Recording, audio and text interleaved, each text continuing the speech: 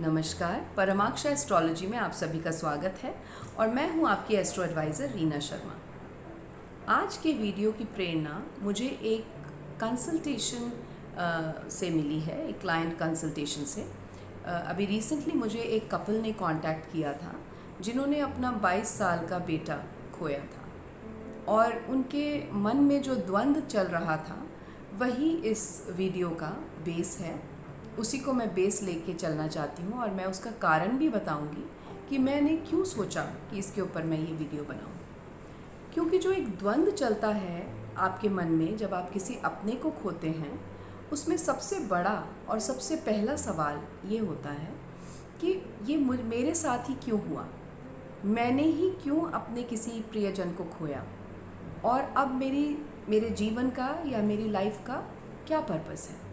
मेरे लिए भी ये विषय काफ़ी गंभीर विषय था। पिछले कुछ सालों में हम सभी ने अपने किसी न किसी प्रियजन को खोया है, चाहे वो कोरोना की वजह से हो या किसी और वजह से।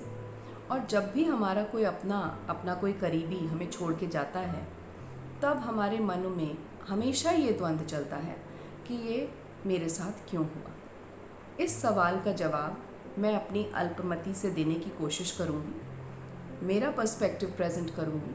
हो सकता है कुछ लोग जो इन दुखद परिस्थितियों से गुज़र रहे हों, ऐसे दुख से गुज़र रहे हों, उन्हें मेरा ये वीडियो शायद समझ ना आए या वो शायद इसे ना माने। लेकिन फिर भी अगर मैं अपने YouTube परिवार में से किसी एक सदस्य को भी इस वीडियो के द्वारा कुछ थोड़ी शांति प्रदान कर सकूं या किसी भी तरीके का सहारा दे सकूं, इमोशनल सपोर्ट दे सकूं, तो I will be very very happy. आज मैं इसी मृत्यु और जीवन के कनेक्शन के बारे में बात करूँगी। जो भी मेरी समझ है, जितनी भी मेरी समझ है, उसके हिसाब से मैं अपने मन की बात आपके सामने रखूँगी और कोशिश करूँगी कि आप उस चीज़ से, उन बातों से कुछ तथ्य निकाल के अपने जीवन को थोड़ा सा सुखद बना सकें। देखिए, ये जो जीवन है अभी आपका, ना ये आपका पहला जीवन है, ना ये आपका आखिरी जीवन होगा। और जो आपको छोड़कर गया है वो भी, उसका भी ये आखिरी जीवन नहीं होगा।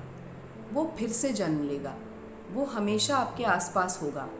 आप इस चीज़ को समझिए और इस पे दृढ़ विश्वास रखिए कि मृत्यु सिर्फ एक पड़ाव है।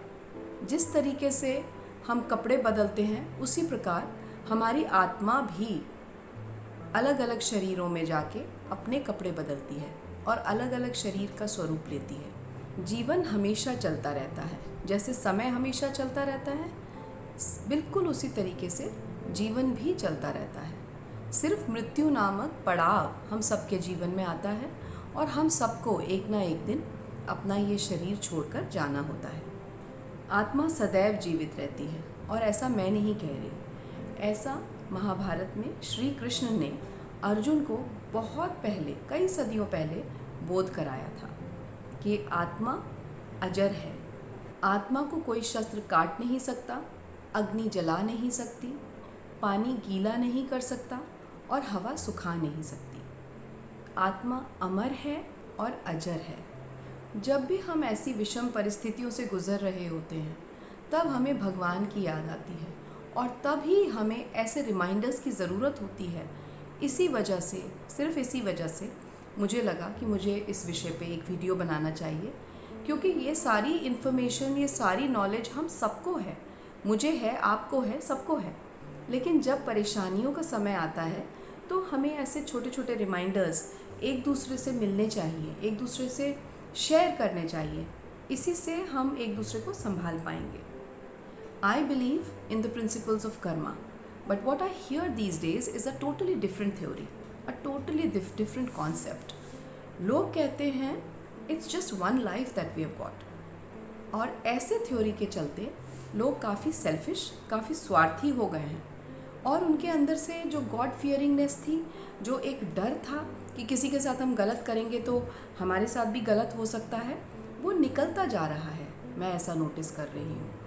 तो ज्योतिष के सिद्धांत के हिसाब से किसी भी बच्चे का जन्म या किसी भी जातक का जन्म उसके पिछले जन्मों के, काफ़ी जन्मों के, कुछ जन्मों के कर्मों पे बेस्ड होता है। कोई भी बच्चा ये डिसाइड नहीं करता या कोई भी आत्मा ये डिसाइड करने की प्रिविलेज नहीं रखती कि वो कैसे परिवार में जन्म लेगी। ये कोई बच्चा गरीब परिवार में पैदा होगा या कोई बच्चा अमीर परिवार में पैदा होगा, ऐसा उसके हाथ में बिल्कुल नहीं है। ये पूरा डिसीजन तो सिर्फ उसके पास्ट कर्मास के ऊपर बेस्ड है कि वो कहाँ जन्म लेगा, एक सर्व संपन्न परिवार में या एक गरीब कुटिया में। अब ये कैसे डिसाइड हुआ, ये कौन डिसाइड करेगा?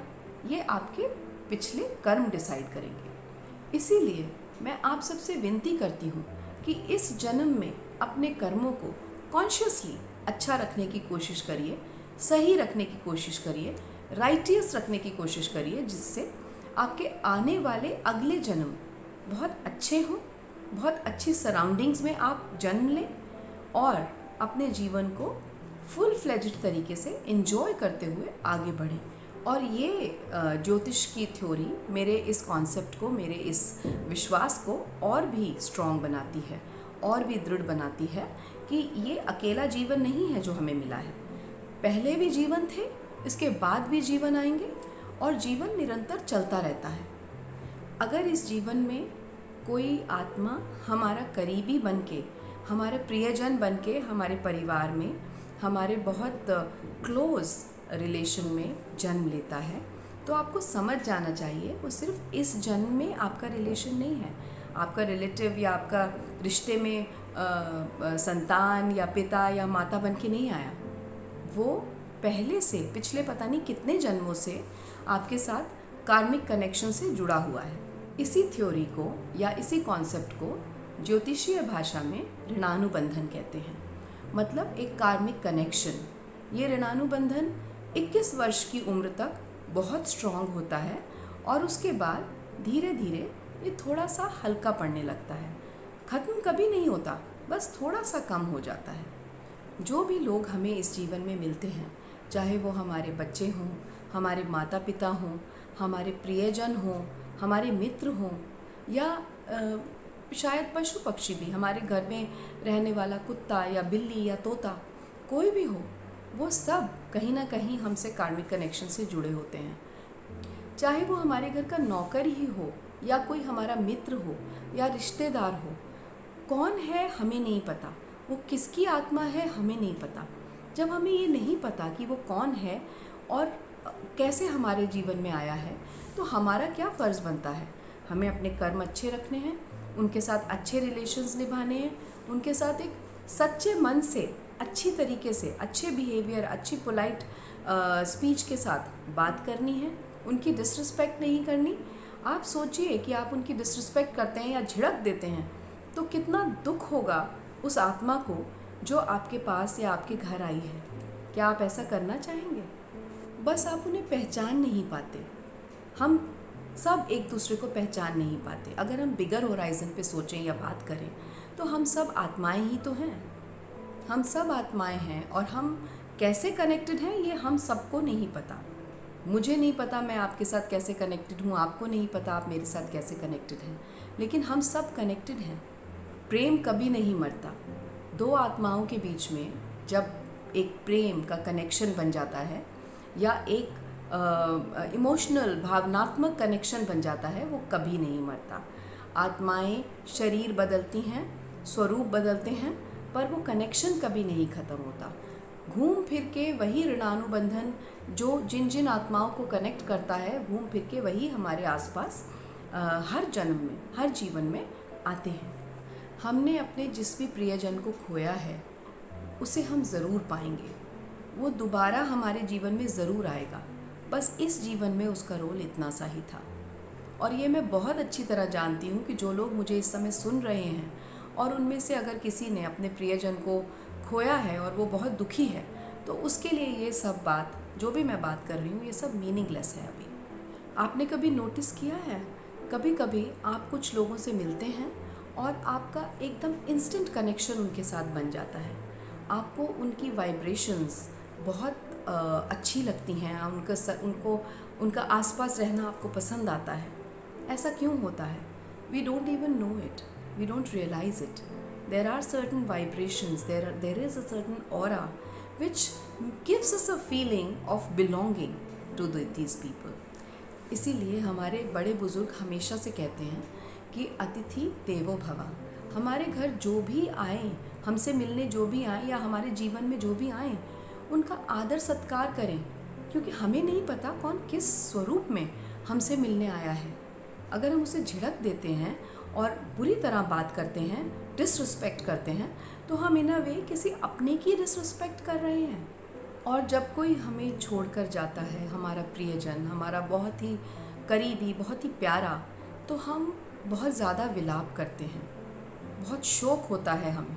और उसमें कोई दो राय नहीं है कि शोक तो होगा। We are at the end of the day we are all human beings, we all have feelings and emotions which we are not able to control. हमारी डोर तो उस भगवान के हाथ में है, लेकिन ज़्यादा विलाप करना भी, ज़्यादा शोक करना भी उस आत्मा को कष्ट पहुंचाता है। तो इसलिए जो भी करें सोच समझ के करें कि वो जो आत्मा आपको छोड़ कर गई है उसका रास्ता ऊपर जाने तक का आप बहुत डिफ़िकल्ट ना बनाएं। आप विलाप करें, लेकिन सिर्फ उतना जितना कि वो आत्मा झेल सके। टू कंक्लूड दिस वीडियो, मैं सिर्फ इतना कहना चाहती हूँ कि अगर आपने किसी प्रियजन को खोया है, किसी अपने को खोया है, तो आप ये दृढ़ विश्वास रखिए कि वो कहीं नहीं गया, वो आपके आसपास है। फॉर एग्ज़ाम्पल, अगर आपने अपने पिता को खोया है तो वो किसी न किसी रूप में आपका पोता बनके, या आपके आसपास में, आपके पड़ोस में किसी का बच्चा बनके आपके आसपास ज़रूर दिखेगा, ज़रूर होगा। वो आत्मा आपके आसपास ज़रूर रहेगी। सिमिलरली आप ज़रूरी नहीं है कि वो इंसान रूप में ही आए, हो सकता है वो आपके घर में एक कुत्ते का रूप धारण करके आए हैं जिसे आप पालें, जो आपका एक बहुत ही प्यारा पेट डॉग बने, जो कि आपका फैमिली मेम्बर जैसा हो। तो ये आप नहीं समझ पाएंगे, ये कोई नहीं समझ पाता, हम एक दूसरे को नहीं पहचान पाते दूसरी लाइफ में। मेरा मतलब सिर्फ इतना है कि जो वॉइड आपके जीवन में आया है, आपकी ज़िंदगी में आया है, वो वॉइड डेफिनेटली भरेगा। चाहे वो कोई ऐसे मित्र के रूप में भरे, ऐसे मित्र के रूप में कोई आपके जीवन में आए जो उस वॉइड को फिल करने में आपकी मदद करे, आपकी रिक्वायरमेंट्स या आपकी जो मेंटल स्टेट है उसको बैलेंस करने में आपकी हेल्प करे। मैं तो आपको यही सलाह दे सकती हूँ कि आप अपने आप को कुछ किसी NGO टाइप के सेटअप में इन्वॉल्व करें। अगर आपकी संतान आपको छोड़ के गई है तो आप किसी ऑर्फनेज में, किसी अनाथ आश्रम में अपने आप को इन्वॉल्व करें। आप साधना में लगें, और ऐसा करने से आप सोसाइटी को वापस करते हैं। जो कुछ भी आपने सोसाइटी से लिया वो आप वापस करते हैं, और उस प्रोसेस में आपका पर्सपेक्टिव जीने का टुवर्ड्स लाइफ बदलता है। आप स्ट्रॉन्गर ह्यूमन बीइंग बनते हैं।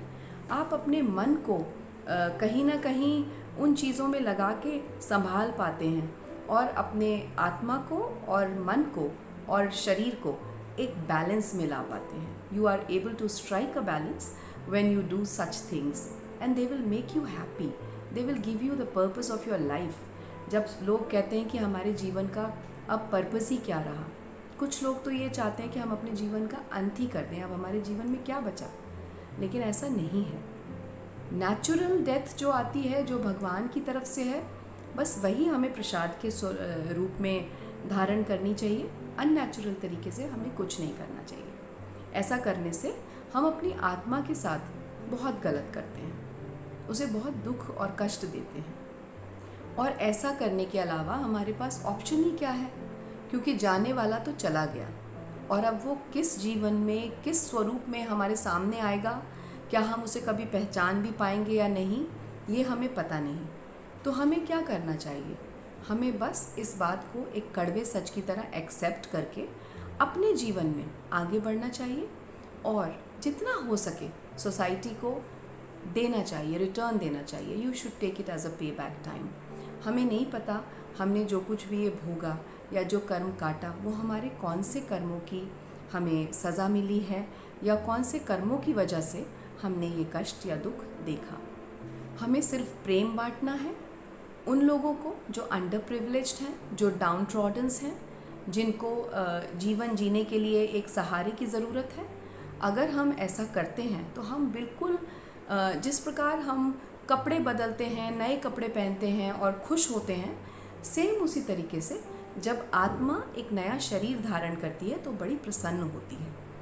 तो उस चीज़ को ध्यान में रखते हुए आप अपनी ड्यूटी करते जाएं, अपनी रिस्पॉन्सिबिलिटीज़ को निभाते जाएं और अपने जीवन में अपने पर्पस को फाइंड करें। This was a very very serious subject to talk about. मुझे पता है आज का वीडियो बहुत ज़्यादा हैवी था एंड मेरे लिए भी ये काफ़ी हैवी था, क्योंकि अभी वो कंसल्टेशन मेरी बहुत रिसेंटली मैंने ली है एंड वो काफ़ी ज़्यादा मेरे दिलो दिमाग पे छाई हुई थी, इसलिए मैंने ये वीडियो बनाया। आई होप इससे किसी एक को, किसी भी एक सदस्य को जो मेरा ये वीडियो देख रहा है मेरे YouTube परिवार में से किसी को कुछ थोड़ी सी भी अगर मदद मिलती है तो I will feel that I am successful in conveying what I wanted to convey. Thank you for watching today's video. Namaskar.